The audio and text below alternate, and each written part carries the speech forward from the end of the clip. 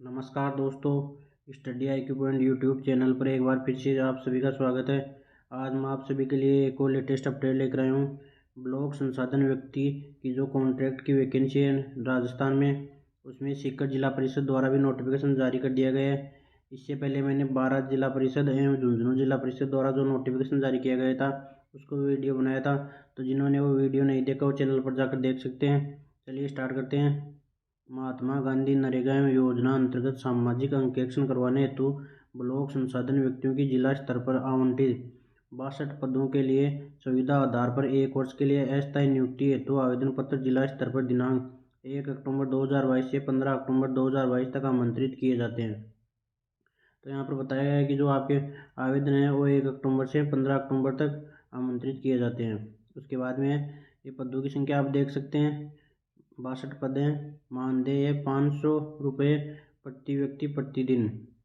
और शैक्षणिक योग्यता है स्नातक और तकनीकी उस पर शैक्षणिक योग्यता है सूचना प्रौद्योगिकी कंप्यूटर कार्य में दक्षता एवं RKCL द्वारा करवाए जा रहे कंप्यूटर प्रशिक्षण प्रमाण पत्र। तो यहाँ पर आप देख सकते हैं कि ग्रेजुएशन और जिसके पास RSCIT का जो डिप्लोमा है वो इसके लिए अप्लाई कर सकता है। एवं आवेदन की आयु है 21 वर्ष न्यूनतम है, 64 वर्ष अधिकतम। आवेदन की अंतिम तिथि 15 अक्टूबर 2022 है। विस्तृत विज्ञप्ति का विवरण जिले की वेबसाइट sikar.rajasthan.gov.in पर अवलोकन किया जा सकता है। उसके बाद में सामाजिक लेखा परीक्षा जवाबदेही एवं पारदर्शिता सोसाइटी में अंकेक्षण कार्यों के लिए ब्लॉक संसाधन व्यक्तियों के लिए ग्रामीण विकास विभाग MORD भारत सरकार एवं राजस्थान सरकार के दिशा निर्देश अनुमोदन अनुसार सुविधा मानदेय मासिक आधारित पर निर्धारित शर्तों पर 1 वर्ष के लिए चयन हेतु निर्धारित प्रपत्र में जिला परिषद स्तर पर ऑफलाइन आवेदन पत्र आमंत्रित किए जाते हैं। तो यहाँ पर आपको बताया गया है कि आवेदन पत्र है वो ऑफलाइन ही जमा होंगे। उसके बाद में सेवाओं के लिए मुख्य शर्तों का सारांश। तो यहाँ पर आप देख सकते हैं कि ब्लॉक संसाधन व्यक्ति संख्या है, जिलों को आवंटित ब्लॉक संसाधन व्यक्तियों की संख्या। मानदेय वही बताया गया है कि 500 रुपये पर डे पर पर्सन दिया जाएगा। शैक्षणिक योग्यता ग्रेजुएशन प्लस RSCIT एज दे रखी है। और ये आवेदन की अंतिम तिथि है 15 अक्टूबर। उसके बाद में आवेदन हेतु दिशा निर्देश, ऑफलाइन आवेदन पत्र ही प्रस्तुत किए जाएंगे। तो यहाँ पर बता दिया है कि आपके जो आवेदन पत्र हैं वो ओनली ऑफलाइन ही जमा होंगे।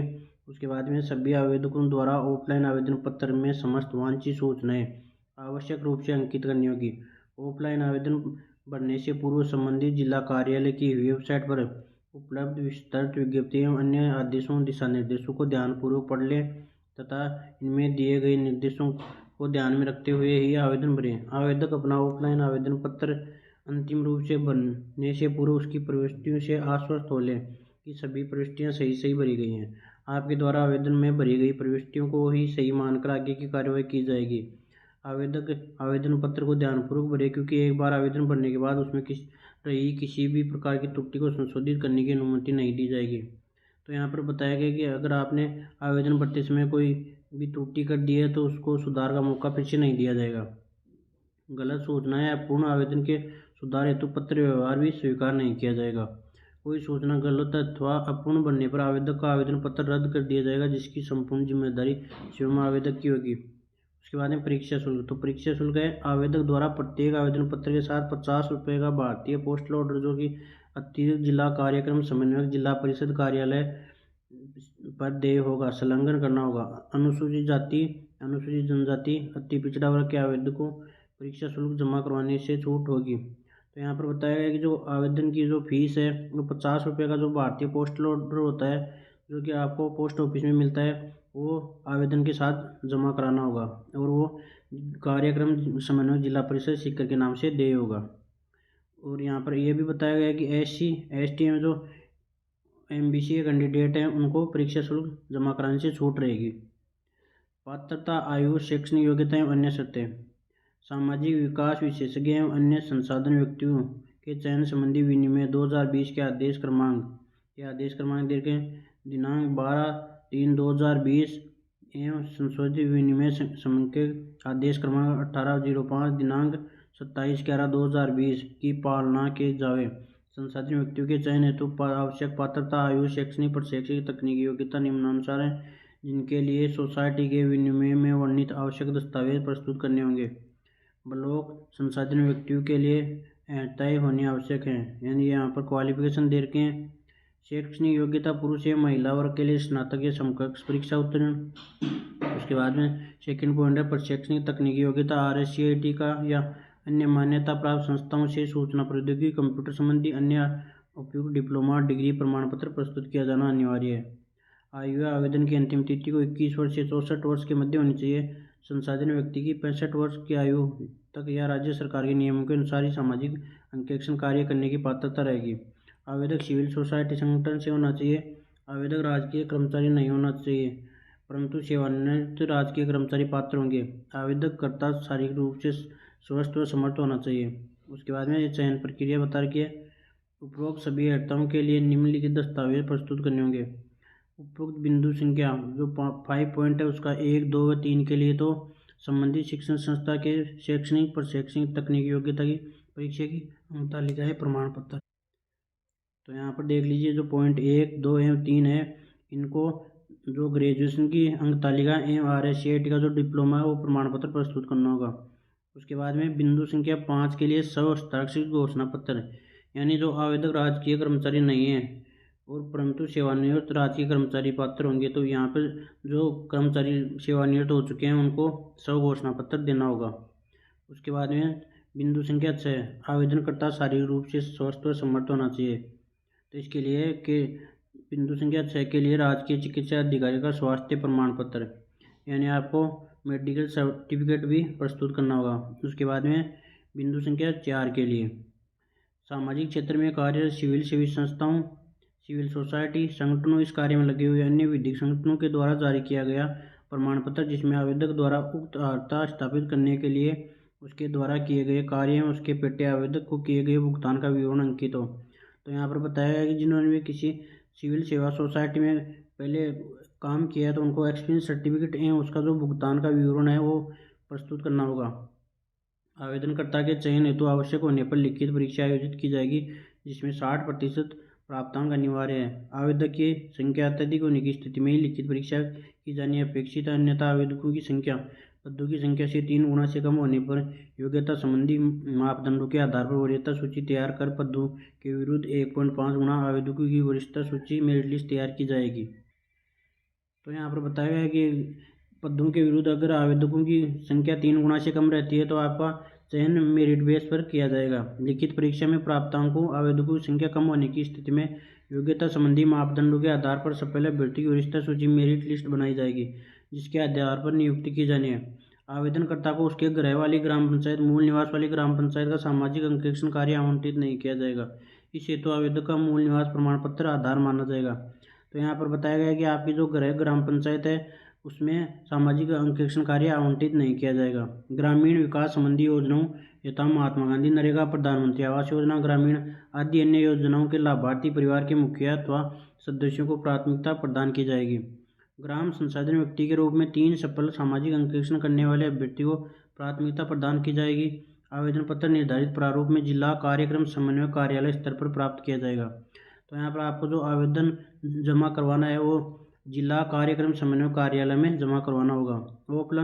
ऑफलाइन आवेदन पत्र प्रस्तुत कराने की अंतिम तिथि, तो ऑफलाइन आवेदन पत्र दिनांक 1 अक्टूबर 2022 से 15 अक्टूबर 2022 तक संबंधित जिला कार्यक्रम समन्वय की वेबसाइट से डाउनलोड करके भरे जाएंगे। विधिवत भरे हुए आवेदन पत्र रजिस्टर्ड डाक से या व्यक्ति अतिरिक्त जिला कार्यक्रम समन्वय नरेगा संबंधित जिला परिषद कार्यालय में निर्धारित तिथि 15 अक्टूबर 2022 को 5:30 बजे तक प्रस्तुत किए जाएंगे। तो यहाँ पर आपको बताया गया है कि जो ऑफलाइन आवेदन है वो आप कार्यक्रम समन्वय की वेबसाइट से डाउनलोड करके जो कि नीचे दिया गया है विधिवत उनको भर के डाक से भी और व्यक्ति उपस्थित होकर भी कार्यक्रम समन्वय नरेगा संबंधित जिला परिषद में जमा करवा सकते हैं। मेरिट बनाने और दस्तावेजों प्रमाण पत्रों का सत्यापन, दस्तावेजों की सत्यता एवं विधि सम्मतता के लिए आवेदक स्वयं उत्तरदायी होंगे।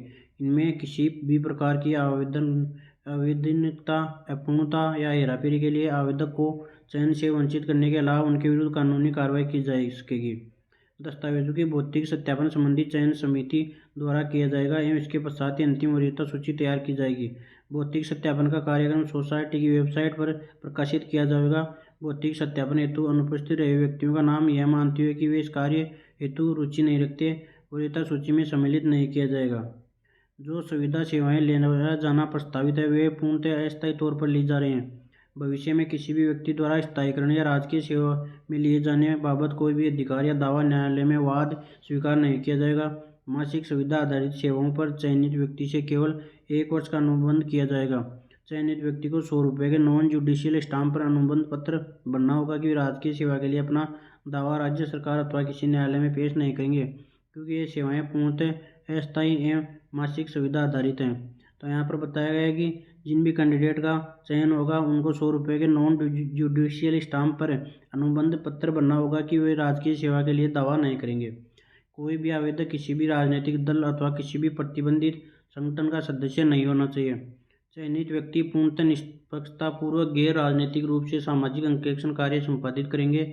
उपरोक्त समस्त चयन प्रक्रिया में कोई भी कठिनाई आने पर उसके समाधान करने, कोई विवाद होने पर अंतिम निपटारा करने हेतु समस्त अधिकार इन सेवाओं के नियुक्ति प्राधिकारी यथार्थ श्रीमान प्रमुख शासन सचिव ग्रामीण विकास एवं पंचायती राज विभाग सह अध्यक्षा कार्यकारी समिति को प्राप्त होंगे। विवाद की स्थिति में सभी प्रकरणों में न्याय क्षेत्र केवल संबंधित जिला न्यायालय होंगे। उसके बाद में देखते हैं ये आपके जिलेवार जो कि पदों की संख्या है वो दे रखी है, देख सकते हैं। अजमेर, अलवर, बांसवाड़ा, यहाँ पर सब जिलों में कितने पद स्वीकृत हैं वो आप देख सकते हैं। ये देख लीजिए आप एक बार लिस्ट अपने ज़िले के हिसाब से।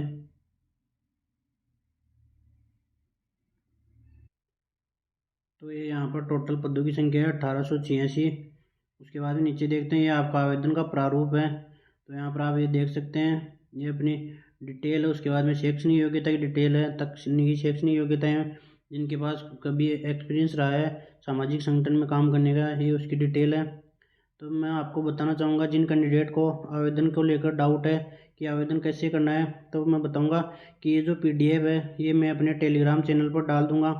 वहाँ से आप इसको डाउनलोड करके इस आवेदन पत्र का प्रारूप जो दे रखा है इसका प्रिंट आउट निकाल कर इसके साथ में भारतीय जो डाक है उसका पोस्टल ऑर्डर लगाएंगे 50 रुपये का। जिन भी कैंडिडेट के लिए वो अप्लाई है और जिनको फीस में छूट दी गई है वो ओनली आवेदन पत्र भरकर ही जमा करा सकते हैं।